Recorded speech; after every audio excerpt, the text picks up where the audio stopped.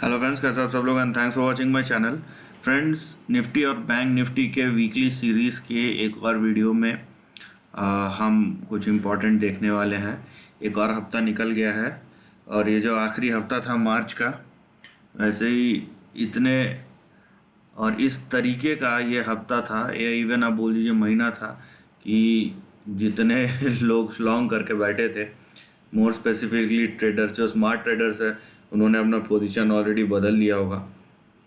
लेकिन more specifically अगर ये वीडियो कोई ऐसा इंसान देख रहा है जो मार्केट में नया है, तो उसके लिए ज़्यादा हेल्पफुल हो सकता है, क्योंकि ट्रेंड को समझना और उसके हिसाब से एक्ट करना, उसके लिए या तो आपको ट्रेंड की बहुत अच्छी पकड़ होना चाहिए, या तो आपको मार्केट का बहुत अच्छा एक्सपीरियंस होना चाहिए।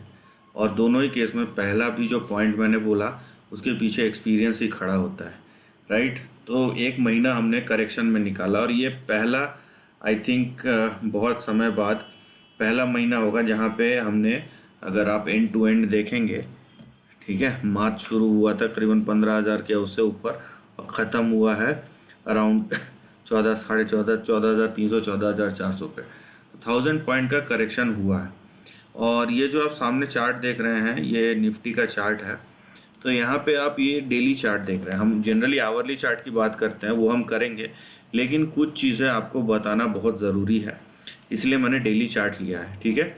और मैं जनरली यूज़ नहीं करता हूँ, लेकिन क्योंकि यहाँ पे ज़रूरी है कुछ चीज़ें, कुछ टेक्निकल इंडिकेटर्स का यूज़ करना जो ज़रूरी है, और वो गलत इंडिकेशंस नहीं देते हैं, ठीक है। जनरली आपको थोड़ा बहुत आगे पीछे हो सकता है, लेकिन उन इंडिकेशंस को हम इग्नोर नहीं कर सकते, राइट। मैं यहाँ पे देखिए, यहाँ पे मैंने मैकडी और आरएसआई, और मैं मैकडी पे बोलूँगा, मूविंग एवरेज कन्वर्जेंस डाइवर्जेंस है, ठीक है, इस पे मैं फिक्स रहूँगा। यहाँ पे आपको दिख रहा होगा कि ये अभी जो इसका मिड लाइन है, ज़ीरो के नीचे जा रहा है, ठीक है। आप ये बोल सकते हैं कि ये ऊपर से नीचे गया तो मतलब ये कूल ऑफ हो रहा है, ये एक तरीका है। लेकिन अगर मैं यही चीज़ जाता हूँ वीकली चार्ट पे, मैं इसको थोड़ा बड़ा कर करूँ, ठीक है, आप ये देख रहे हैं यहाँ पे एक नेगेटिव डाइवर्जेंस क्रिएट हुआ है, राइट, और बहुत लंबे समय के बाद हुआ है।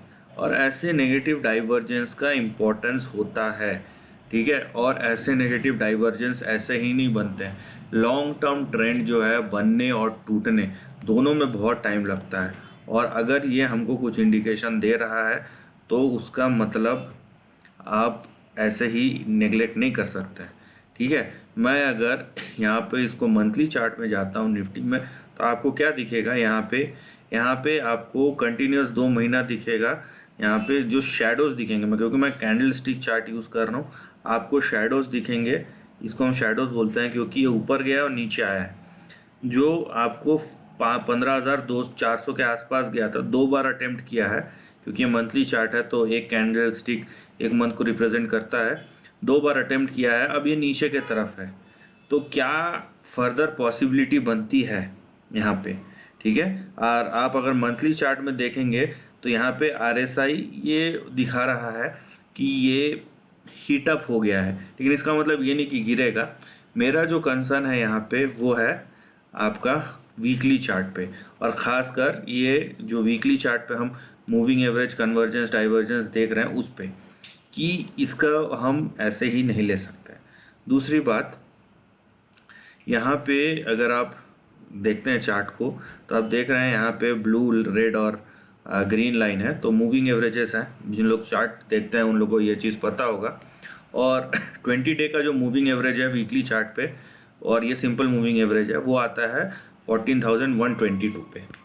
तो क्या ये करेक्शन ख़त्म हो गया है, या क्या ये करेक्शन अभी और होना बाकी है, ठीक है। यहाँ पे जो चीज़ है वो ये है कि अगर ट्रेंड ऊपर जा रहा, प्राइस ऊपर जा रहा, हम नहीं बोलेंगे ये नीचे जा सकता है। पॉसिबिलिटी होगी नहीं होगी ये दूसरी बात है, लेकिन प्राइस ऊपर जा रहा है तो हमारा नज़रिया ऊपर होगा, नीचे जा रहा है तो हमारा नज़रिया नीचे होगा। यहाँ पे ओवरऑल ट्रेंड अप ट्रेंड है, उसमें आपको करेक्शन दिखेगा। लेकिन यहाँ पे दिख रहा है कि कुछ ना कुछ यहाँ पे आपको सुबुगाहट है और लॉन्ग टर्म ट्रेंड में आपको कुछ चीज़ें जो हैं वो सही नहीं लग रही है। दूसरी बात, यहाँ पे थोड़ा लंबा हो गया है लेकिन ये चीज़ बताना बहुत ज़रूरी है, और जाहिर सी बात है मैं उन लोगों के लिए वीडियो नहीं बनाता हूँ जो टाइम पास के लिए आते हैं मार्केट में। तो वो देखे ना देखे उससे मेरे को ज़्यादा फ़र्क नहीं पड़ता। जो सीरियसली सब्जेक्ट के बारे में और पैसा बनाने में इंटरेस्टेड है उन्हीं के लिए है ये सब वीडियोस, राइट। तो यहाँ पे आप अगर देखेंगे तो इसका 200 डे मूविंग एवरेज कहाँ पे आ रहा है, 12,600 पे। देखिए बात ये नहीं है कि ऑप्टिमिस्टिक या पेसिमिस्टिक पे, यहाँ पे आप, मैं बैंक निफ्टी के चार्ट में आपको दिखाऊंगा ये चीज़, आप बस ध्यान में रखिए कि बैंक निफ्टी के चार्ट में आपको दिखेगा कि जो फरवरी 1 से रैली शुरू हुआ था, बजट रैली जिसको बोले थे, वो वहाँ पे आके होल्ड किया है। उस लेवल को बैंक निफ्टी ने आके रीटेस्ट किया है, लेकिन निफ्टी में हमको वो चीज़ देखने नहीं मिला। वो लेवल कौन सा है, वो लेवल ये लेवल है, ठीक है। वो जो लेवल है वो है ये वाला लेवल, और ये आता है आपके 200 डे मूविंग एवरेज के आसपास ही, ठीक है। तो क्या ये पॉसिबिलिटी है, ये बहुत बड़ा सवाल है। इसका मतलब ये नहीं है कि ये आएगा ही आएगा, हो सकता है ये ऊपर अभी ख़त्म हो गया हो, लेकिन ये पॉसिबिलिटी है। ये पॉसिबिलिटी अगर आपको डेली चार्ट में या आवरली चार्ट में ना भी दिखती हो, लेकिन लॉन्ग टर्म में वीकली चार्ट का नेगेटिव डाइवर्जेंस अच्छा सिग्नल नहीं है और हमें इस चीज़ को इग्नोर नहीं करना चाहिए, ठीक है। हैविंग सेड दैट, हम इसके रेगुलर पैटर्न पे आएंगे। हम आवरली चार्ट पे जा रहे हैं अभी, निफ्टी के आवरली चार्ट पे। लेकिन आप एक चीज़ ध्यान रखिएगा जो मैंने बताया कि बैंक निफ्टी ने अपना जो लो है, कौन सा लो है, जो ब्रेकआउट लेवल है जो अभी रिसेंट लो बनाया है उसको रीटेस्ट किया, लेकिन निफ्टी ने वैसा नहीं किया है। और अगर आप एंड टू एंड देखेंगे मार्च से अभी तक का ये हाई जो हाई बनाया था 105% का मूव दिया है। इंडेक्स 105% मूव कर रहा है और वहाँ से अगर वो 20-30% करेक्शन कर रहा है तो कोई बड़ी बात नहीं है, लेकिन उस बीच में जो हालत होती है पूरे मार्केट की और ख़ासकर इंडिविजुअल्स की, वो बहुत ख़राब हो जाता है। नाउ यहाँ पे हम जाते हैं, राइट। ये रहा इसका आपका आवरली चार्ट, और यहाँ पे आवरली चार्ट पे क्या इंडिकेशंस है, ठीक है। मैं इसको जूम करता हूँ। यहाँ पे आपके लिए जो सबसे इम्पोर्टेंट लेवल है वो है 14,500 का, ठीक है। ये बार बार ऊपर नीचे हो रहा है, लेकिन 14,500 को ये छोड़ नहीं रहा है। तो ये बहुत अच्छा सिग्नल है कि 14,500 जो है वो आपका कहीं ना कहीं रेफरेंस पॉइंट बन गया है, राइट। अभी देखने वाली बात यह है कि ये इसके नीचे ना सरक जाए। अगर ऐसा होता है तो फिर जो मैंने लॉन्ग टर्म वाली बात बोली वो कहीं ना कहीं फिर एक्टिव होना शुरू हो जाएगा, ठीक है। तो हमारा जो फ़िलहाल लेवल है वो कुछ इस तरीके का है, क्योंकि ये सपोर्ट के बहुत पास में है। तो हमारा जो सपोर्ट होगा 14,478 का होगा, या स्टॉप लॉस आप बोल लीजिए। पहला टारगेट होगा यहाँ पे 14,894 या 14,900, ठीक है। उसके बाद अगर उसके ऊपर गया 14,900 के ऊपर तो 15,000, यहाँ पे देखिए 15, इसको मैं थोड़ा सा जूम करता हूँ, ठीक है। 15,279, उसके बाद होगा 15,338, और ये आपका जा सकता है 15,431। तो ये फ़िलहाल हमारा रेंज है, हम इसके ऊपर नहीं जाएंगे। लेकिन यहाँ पे 14,478 ये जो लेवल है निफ्टी में, ये आने वाले समय में वायलेट नहीं होना चाहिए। ये आपका सपोर्ट या स्टॉप लॉस जो भी मानना है आप इसको मानिए, और फिलहाल हम इस रेंज पे रहेंगे। और उसमें भी मैं आपको बता दूं कि आप यहाँ से सीधा 15,400 पे मत जाइए। सबसे पहले जाइए आप 14,900, उसके ऊपर जाइए, जाना है तो 15,200, इस तरीके से जाइए तो ज़्यादा अच्छा होगा, राइट। ये तो हो गई आपकी निफ्टी की बात। Now coming to bank Nifty. तो बैंक निफ्टी में मैंने आपको बोला है वो चीज़ आप ध्यान रखिएगा जो बैंक निफ्टी में हुआ है और निफ्टी में नहीं हुआ है। तो बैंक निफ्टी ने एंड टू एंड अगर आप यहाँ पे हाई से कंपेयर करें तो आप देखिए ऊपर से नीचे तक 5000 पॉइंट का करेक्शन दिखा दिया है बैंक निफ्टी ने। ठीक है, तो 5000 पॉइंट का करेक्शन, पहली बात किसी भी सिनारियो से छोटा करेक्शन नहीं होता है। और दूसरी बात, अगर ऐसा हुआ है तो उसके पीछे कोई ना कोई रीज़न होगा और ये कंस्ट्रक्ट को ख़राब करने वाली बात है। नाउ जैसा कि मैंने बोला अभी कि बैंक निफ्टी पे आप एक चीज़ ध्यान रखिएगा, ये वीकली चार्ट है, यहाँ पे आपको चीज़ें क्लियर दिखेंगी। आप देख रहे हैं ये कौन सा हाई था, ये था आपका 2019-20 वाला जहाँ से गिरा, और फिर उसके बाद यहाँ पे आपको दिखेगा कि बजट वाले टाइम पे ये यहाँ पे एक्सटेंड हुआ, राइट। ये बजट वाला रैली है जो नीचे जाके यहाँ से ब्रेकआउट दिया।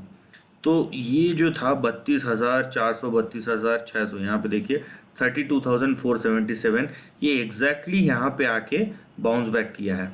तो ये बैंक निफ्टी ने उतना परफॉर्म नहीं किया, पहली बात जितना निफ्टी ने किया है टेक्निकली, और ये रीटेस्ट किया है आके, राइट। लेकिन क्या ये निफ्टी में पॉसिबिलिटी है इस चीज़ की, सवाल यहाँ पे ये आता है।